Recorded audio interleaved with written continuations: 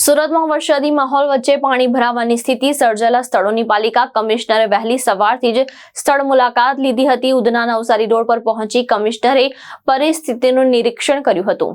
વારંવાર પાણી ભરાવાની સમસ્યાને લઈને ઝોનના અધિકારીઓ અને કર્મચારીઓનો ઉધડો લીધો હતો।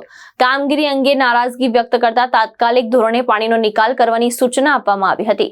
ઉપરાંત વરસાદ દરમિયાન જ્યાં જ્યાં પાણી ભરાય ત્યાં તાત્કાલિક ટીમો દોડાવી પાણીનો નિકાલ કરવાની સૂચના પણ કમિશનરે આપી હતી। કમિશનરની વહેલી સવારથી જુદા જુદા વિસ્તારમાં થયેલી સ્થળ મુલાકાતને પગલે પાલિકાના અધિકારીઓ દોડતા થઈ ગયા હતા।